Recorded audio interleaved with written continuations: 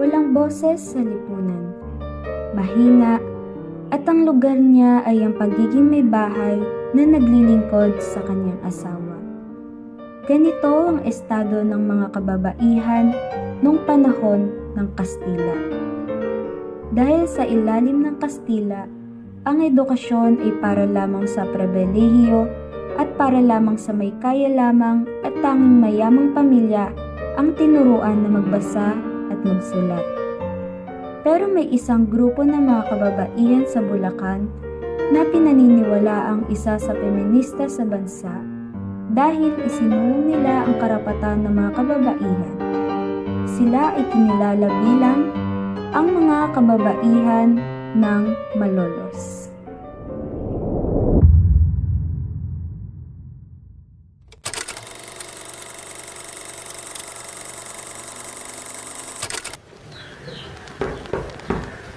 Bumisita ang apo ni Vicentico sa kanyang lola Ilyang at doon ay napag-usapan nila ang maraming bagay.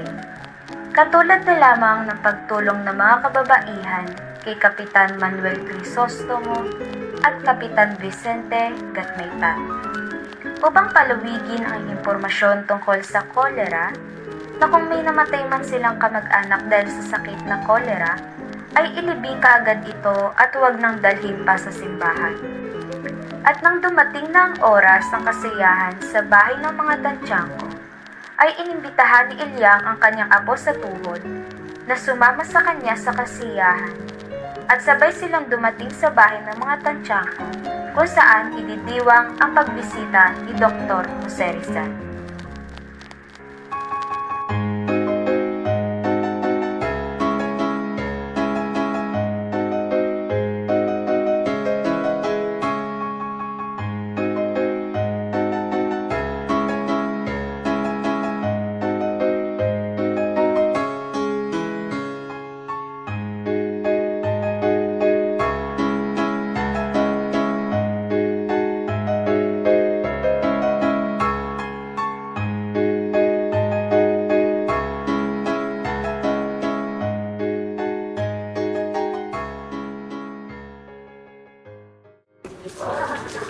Si Senior Pepe!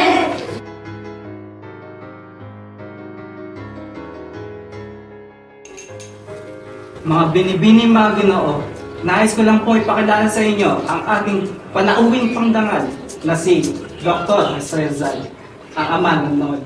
Mabuhay, Ginoong Rizal! Ikinarangal ka namin makilala.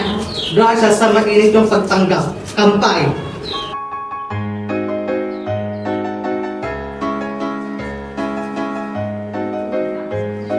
Ikinagagalak ko ang ipakilala sa inyo si General Manuel Crisostomo na siya na parbinisa sa 120 kabisa. Ikinararangal ko kayong makilala lahat.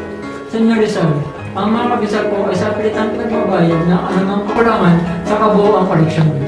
Marami po sa kanila ang naghihirap, kakapaluwal o di kaya nabibilanggo dahil wala nang mapaluwal. Dispensa, mis senyores, ito nga po pala si Ginoong Jose Bautista na dating Gobernador Silio.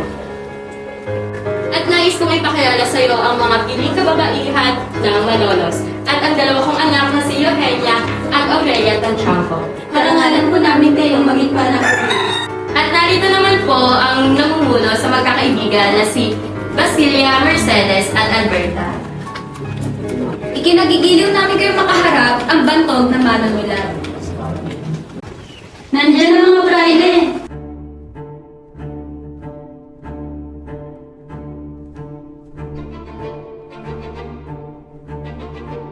Mga padre, nais ko pong ipakilala sa inyo si Dr. Jose Rizal. Buenas noches, Padre. Ang sikat na manunulat ng Noli Me Tangere. Pagpaumanhin ninyo na gambala namin kayo sa inyong pag-uusap. Sa katunayan nga po, ay meron nga kaming pinag-uusapan nang kayo ay dumating na may kinalaman sa inyo. Ganun ba? Ano naman ang mahalagang kaso na may kinalaman sa amin? Ito ay patungkol sa Eskwela de Adultos na pinagkaitan nyo ng permiso para mabuksan. Akala ko naman kauna ng importante. Para po sa amin, ito'y mahalaga. Sapagkat ito'y may kinalaman sa aming edukasyon. Edukasyon? Edukasyon?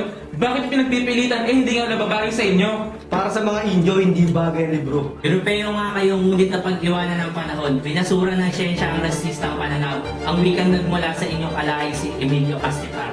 Kaya ang mga Europeo ay may iba't ibang katangian at iilan ang undan. Pero ang mga Kastila at Italiano ay may katamaran.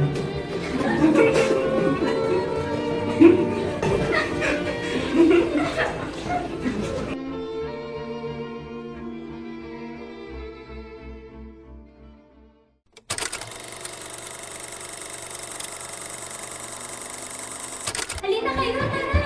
Tara! Hindi masok! Hindi tama mo, Ra! Tigil! Tigil!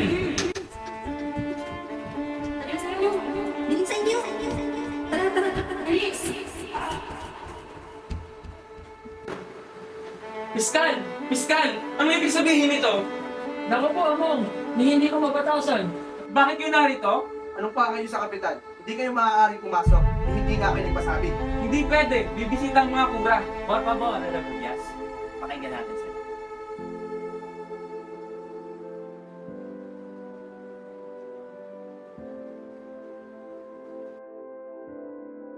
Buenas tardes, Excelensya. Ipagpaumanhin po ninyo ang aming biglaang pagdalaw. Buenas tardes, señoritas. Anong may paglilingkod ko sa inyo? Kami po ay may ipakikiusap na aming itinipid sa liham. Kami ay nagpupugay sa inyo, Kapitan General ng Pilipinas at buong galang na humaharap at maglalahad.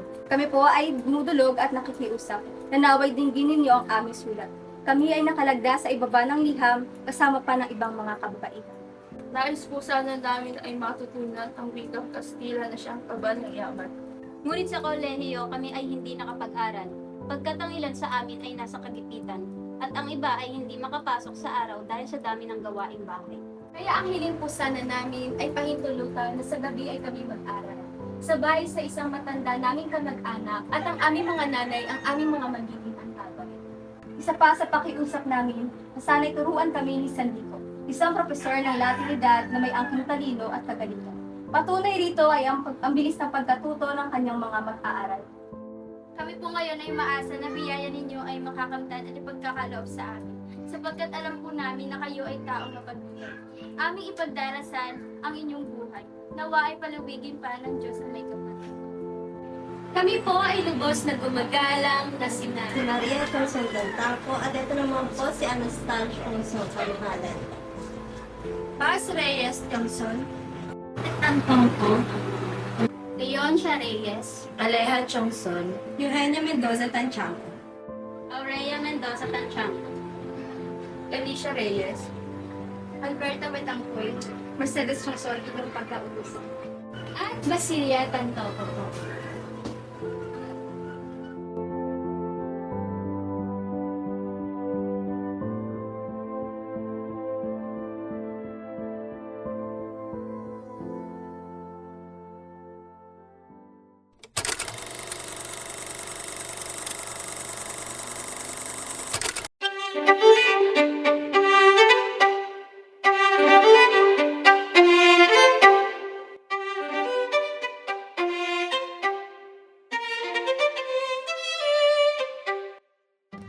Ayon sa unang sipol ng La Solidaridad, ang pagbubukas sa eskwela ay isang tagumpay na laban sa mga taong nais adlangan ang progreso sa Pilipinas.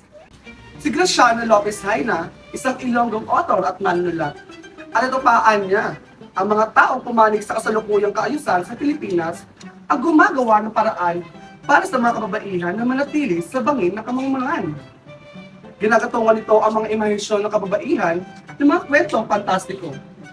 Nagtatanim sila sa puso ng mga kababaihan nang walang batayan. Tila alam ko na ang mga taong tinutukoy niya. Di ba matangos ang ilong? At bundatan siya? Ay naku, tignan ninyo. Nalimbag na pala ang buong sulat niyo at may lagda pa. Teka, bakit 8 lamang? Ayun na nga ba ang sinasabi ko? Paano naman kami hindi nabagit? E di hindi kayo makikila sa Europa niyan. At bakit gusto mo namang makilala sa Europa, Aber? Aba mali mo, makatisod ako ng isang Don Tiburcio de Espadano.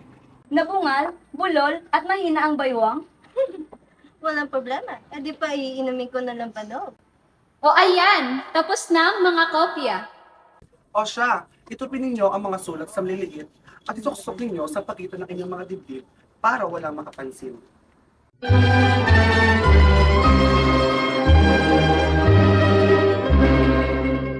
O hala! Kayong nakabasa na. Nabasa na ba ninyo ng ilang beses ang sulat? Ano ang gustuhan ninyo sa sulat ni Rizal? Ilyang? Nainamin niya noong sulatin niya ang lolo. Ang buong akala niya ay ang lahat ng babae sa atin ay pawang alipin lamang ng mga kalye. Ngunit nakita niyang siya'y nagkamali nang mabalitaan niya tungkol sa paghingi natin ng edukasyon. O di ba? Sinabi ko naman sa inyo noon na kaya ganon ang mga babae ni Rizal ay dahil hindi niyo pa tayo nakikilala. O, di nagbibig anghel na naman ako. Ay nako prima, pwera biro ko. Pero ang nagustuhan ko sa sulat ni Rizal ay yung pagtukoy niya sa dalawang klase ng babae. Ang una ay yung sunod-sunuran sa mga praile at walang ibang ginawa kundi ang magrosaryo at magpangbigay. Ako, di ba kayo? Nina, Elyang at Shanang? Kaya nga tinitigilan na namin eh. Pero ang pangalawang babae, tinatamhal ni Rizal bilang huwaran. At ano naman ang katangian ng babaeng ito? Nakakasulpot lamang sa liwanag. Ang babaeng Tagalog ay hindi napayok. Buhay na ang pag-asa sa kinabukasan. Mulat na ang mata sa katotohanan. Inihahon ng sarili sa kalipustahan. Ang babaeng ito ay dapat na itanghal, hindi lamang sa kagandahan at tamis na asal, kundi sa tibay ng puso at katapatan. Sa tapang ng loob at bukas na isipan, sa kanyang asawa'y maging katuwang, kapalagayan ng loob at kahati sa panganib, kasalo sa hinagpis, karamay sa dusa, kasamang dadamay sa bayang sinisingil. Imumulat niya ang mga kabataan sa pagmamahal at malinis na asal, sa pagtupad ng ukol at katwiran, sa paglitis sa kapwa at sa tinubuang bayan. Ang babaeng malaya ay hindi napayoko, tunay na pag-asa sa kinabukasan. Mulat na ang mga mata sa katotohanan, inihahon ng sarili sa kalipustahan.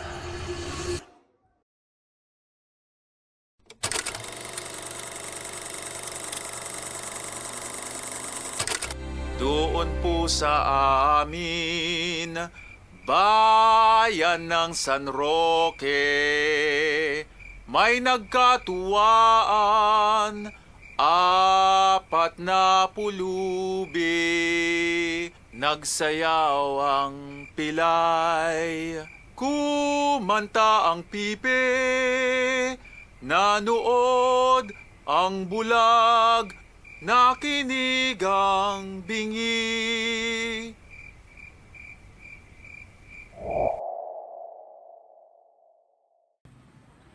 Tia, bakit po ganyan? Ang lahat ng sinasabi sa kanta ay kabaliktaran.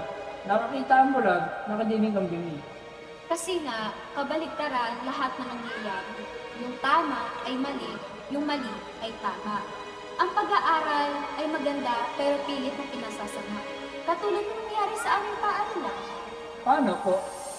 May 4 na buwan ring nabuhay ang aming paaralan. Samantala, kumilos na ang bagong kura para matukoy ang iba pang lider ng reforma sa Malolos, lalo na si Maestrong Sandico. Noong Mayo noong taong iyon, tinubis ng otoridad si Sandico at sa kanyang pag-alis ay ipinasara ang lahat ng paaralan na may kaugnay sa kanya, kasama ang aming paaralan. Anumang gawin ng reformista sa Pilipinas at sa Espanya, tila bingi at tipe ang korona. Lumala ng lumala ang pamamahala ng Kastila, lalo na ang friar rules sa Pilipinas.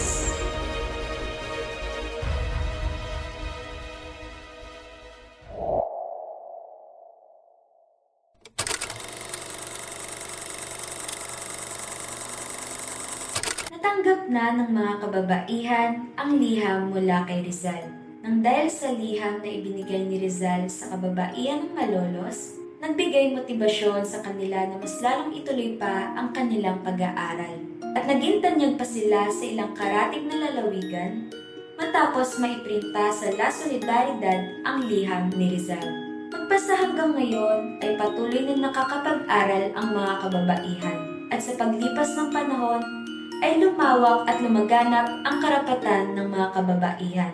Hindi lamang ang karapatan para mag-aral, kundi na rin ang karapatan sa ibang bagay. Patuloy na napapamalas at pinapatunayan na ang mga kababaihan ay hindi basta-bastang babae lamang, sapagkat ang mga kababaihan ay marurunong din sa maraming bagay at hindi lamang sa gawaing bahay.